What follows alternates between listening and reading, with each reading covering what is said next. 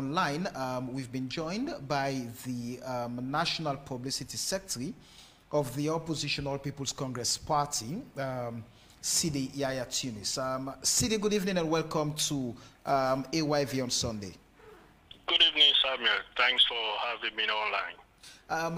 We're discussing the state of security ahead of the June 24th polls and looking at peace and violence. And already we've seen the APC put out a statement following the aspirant for the SLPP's mayoral seat in Freetown, Mohammed Gento Kamara.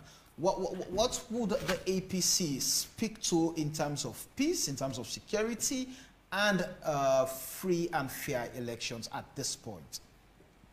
Thank you very much, Samuel. I mean, we have always stated our position and our commitment as far as it relates to making sure that we maintain peace, quiet, and national cohesion in this country.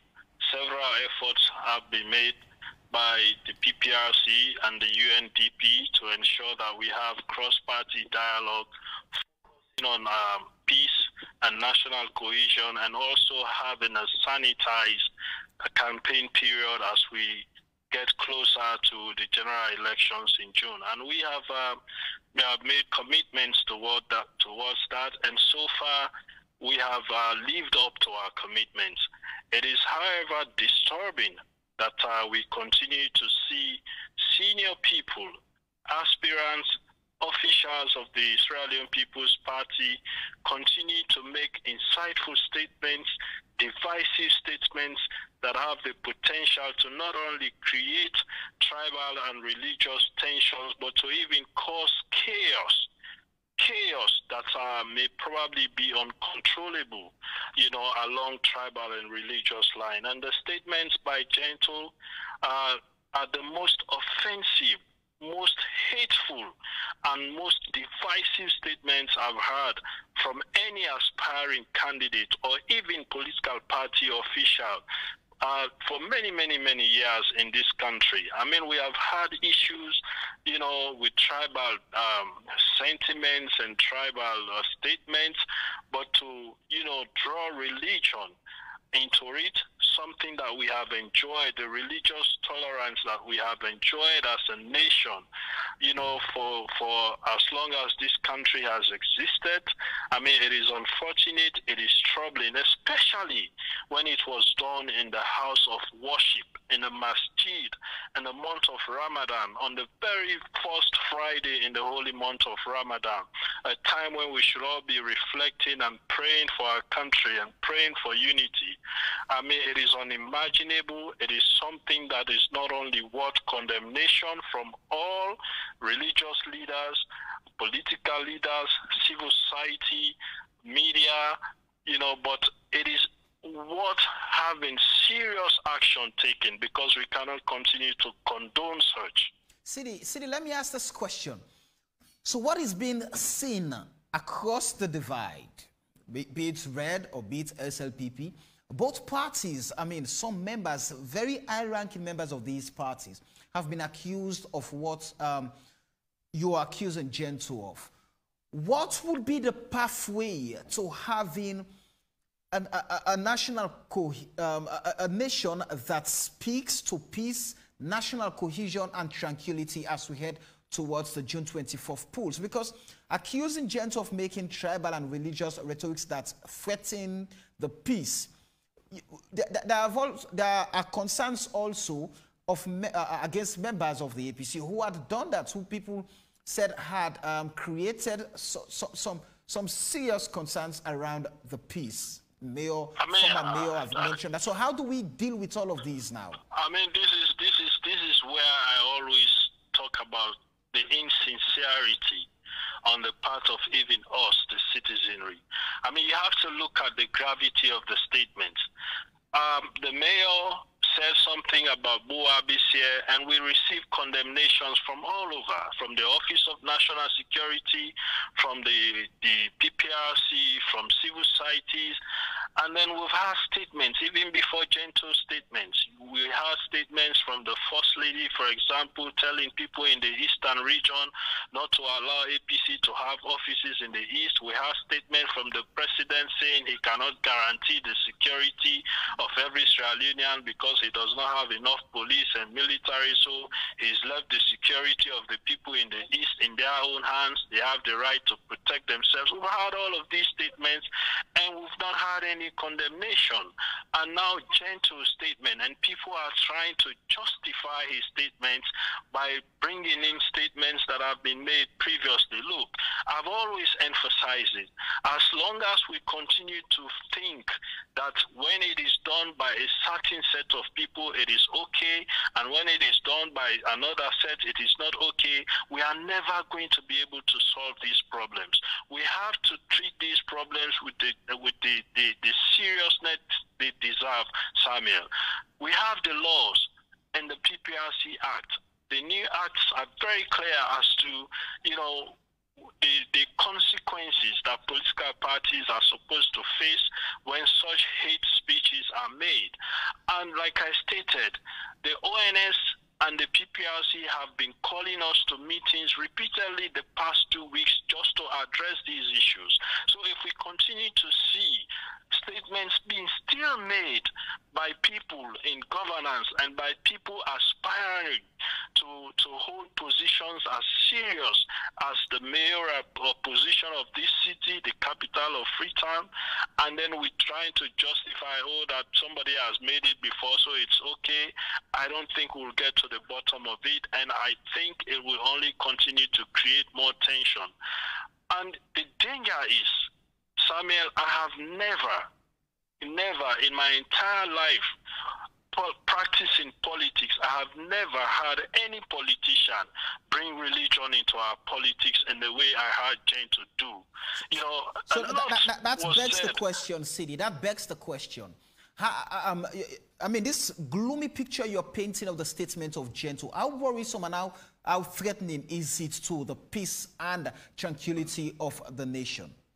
It is troubling. It is worrisome. We all know how, you know, dangerous religious tensions or religious crises can become, to a point that you even, you know, trying to draw the issue of jihad into, you know, somebody, you know, not supporting a Muslim or, you know, and supporting a Christian in our politics. No. I mean, that is over the top, Samuel, and we wholeheartedly condemn it, and we hope that, you know, people will not try to justify this by making rhetorics and bringing in, you know, statements that have been made that are not even close to the kind of gravity that the statements of Gento really do have.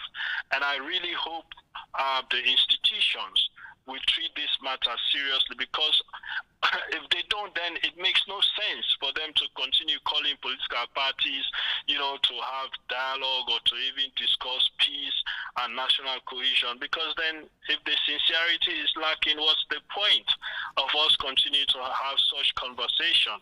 You know, Generally, it is frustrating. Generally, Sidi, what does the APC make of the current state of affairs with regards security? I know the Office of National Security banned the use of marshals, which the APC, for example, had, some SLPP had, and the security is very paramount for every citizen of the state. So what does the APC make of security and the state of peace ahead of the June 24th polls?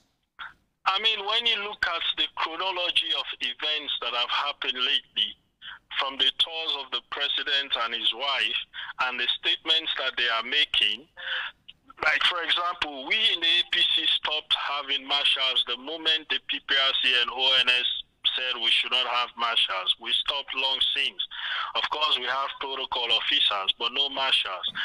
And now that we have a situation wherein people are trying to bring religious divide, tribal divide, and we have a situation where the president is telling us on the campaign that he cannot guarantee us security because he doesn't think he has enough military and police to be able to protect all of us, and that we have the right to protect ourselves, how will that speak to us not having marshals? How would that speak to us not putting our own security measures in place? But it is troubling, Samuel. I mean, this is coming from the president. Sidi, isn't that been the complaint over time, that the police do not have the human resource to police every Sierra Leonean? Even I mean, these were talks, these were propositions advanced even when the APC was in power. So why is this now a concern that the president is saying the truth? Yeah, it is coming from the president. And in the end of that speech, you know what happened? They shouted, Kamajo Hoye, RUF Hoye. You have to understand that. The undertone. So you have to look at the intent of the statements being made.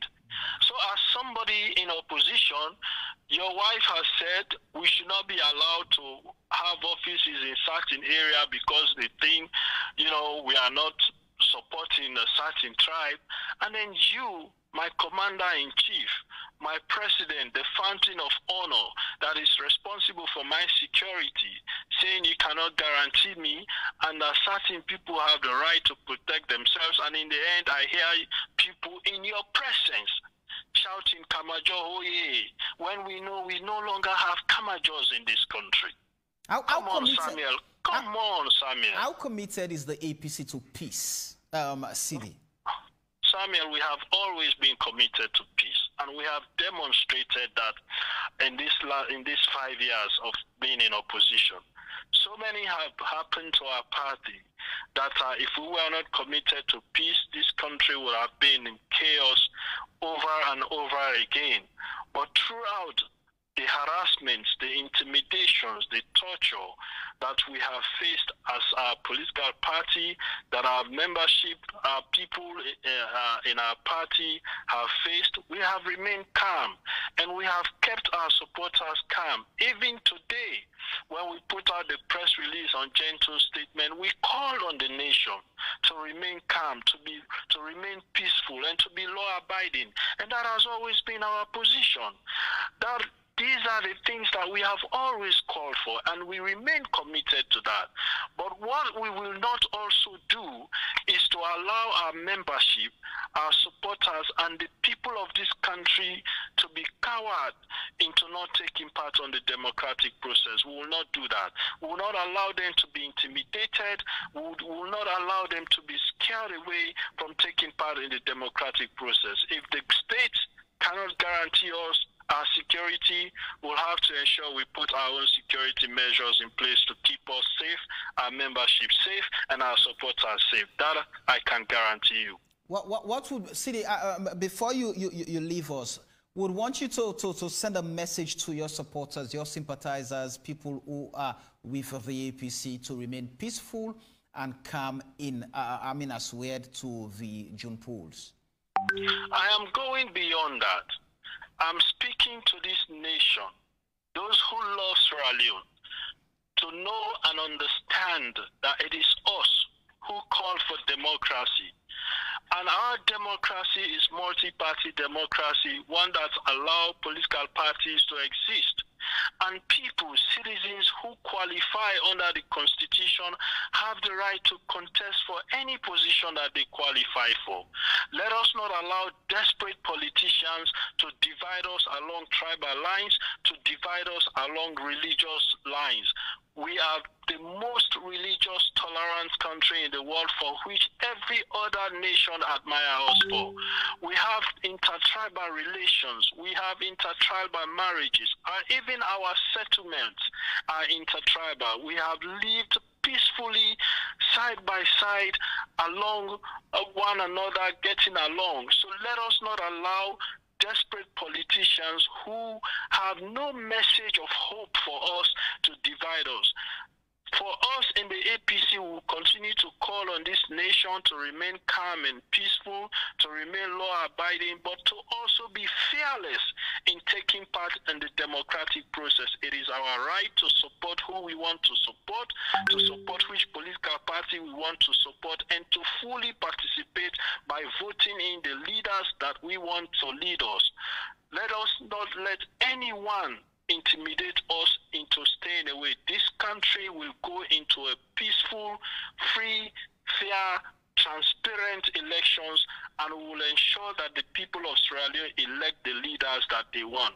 Nothing and no one is going to stop that. Thank you. But we'll continue to call on our supporters and our membership to be law-abiding, and we'll call on all religious leaders, political leaders, and civil society organizations to come out strongly and condemn the statements of Gento, as well as statements made by any figure that tend to divide us on tribal and religious lines. APC will remain committed to peace and national cohesion. Thank you very much, Sidi Yaya Tunis, National Publicity Secretary of the Opposition All People's Congress Party. Quickly, I'm going to allow Imran to respond to Sidi's comments. Well, firstly, I haven't heard those comments made by Gento yet. So that is something I'm not going to comment on. But I feel I was taken aback, right, when he referenced His Excellency the President, right, on the issue of police forces not being able to police every single community, right, and somehow he has interpreted that to mean that it's going to be a free-for-all, right? We know, I gave you the statistics about judges to citizens, yeah? The ideal figure is 1 to 33,000, right? That's the African baseline, right? In Europe, it's completely different. So for the police, in terms of how much police do you need to police a certain community, we're still a long way to go as a nation anyway. That's just the fact of it. So His Excellency the President, right, if he were to say, look, we do not have enough police officers to police every single community, that should be understood in the right context, full stop, right? It doesn't now mean it's going to be a free-for-all. We know that the police, right, will do their utmost to make sure that every community is safe. That is why we now have judges located in each and every single district. It is to make sure that we bring, right, people to court, or you can take private summons and take people to court and have matters redressed. Getting to elections, we also know that there's always a possibility of a MACP, not so, which, based on the security assessments and threats and all the rest of it, that can require, a different type of intervention. And so I think this is an advice I have given to Sidi and every single member in the National Executive of the APC. Please come forward. Let us understand what your policies really are. Because as it is at every given moment, any opportunity you give to Sidi or anyone else in the APC, all they do is chase shadows. It is one fear-mongering exercise to another fear-mongering exercise, to something completely removed and not connected in any way to real and germane issues that people should be concerned about. They are just hoping that they can peddle enough fear into this society, just enough, so that they might be able to win a vote, right, or win an election. That's not how politics work. It's about plans, it's about policies. What are the alternatives to the real issues that we are addressing as a government, and that His Excellency the President has committed himself to, right, for the first 5 years, and is looking forward to, when he gets a second term as President of the Republic of Sierra Leone. So, this has to be far more serious than Sidi is pretending it to be, yeah? Let us come back to germane issues of national security, yeah, as we lead to the elections. Those commitments that he's saying that on behalf of his party that they have made and will continue to make to PPIC and other security institutions as we approach the elections, that's a commitment I can make on behalf of my party, on behalf of the President of the Republic of Sierra Leone, and on behalf of government, that we are committed in ensuring that we have a peaceful elections. Nothing more, nothing less. And it's interesting. When he was referring to Gento, he alluded to it's the first time an aspirant is using a religious. Firstly, we need to be thankful as a country, yeah, that never in the history of this country have we been able, Never in the history of this country have we had a reason, that's the exact word I was looking for, have we had a reason to point to religious conflict and religious tension, right? We are a peaceful society. That is not who we are, I mean, as a nation, right? It might be for any other reason. It has never been about, about religion. So I remember in 2018, I think it was Musa Tawali and his party. Eh? What was it called? Allies One. Eh? Clearly. So it is clearly not the first time. I'm not saying, assuming, right, someone, for whatever reason, were to talk about religion is right, right? Because that's not, maybe that's not the way to go. Right? And I'm not sure whether anybody would deliberately seek to stoke religious tension, regardless of where you come from, right? And regardless of your party political persuasion. No one would seek to stoke, right, religious tensions in this country. So let us keep things in perspective. Let us not overhype them, yeah? And let us do things in moderation. That would be my advice to Sidi. Okay. I mean, he's a brother. Calm down, right? Let us come and talk about the real issues, about the economy, on infrastructure, on healthcare, on education, right? Because that is what people, right, would use to form an opinion as to who to vote for. And that is what we're doing. For the most part, 99.9% of the time, we are here talking about issues. Let them get real. They don't have any issues to talk about, interestingly enough. Now that make them go defend. Now what you can call Jegman points. Yeah? From term to term, every time you call them a Jegman point, and then go pan out, take elections. All right.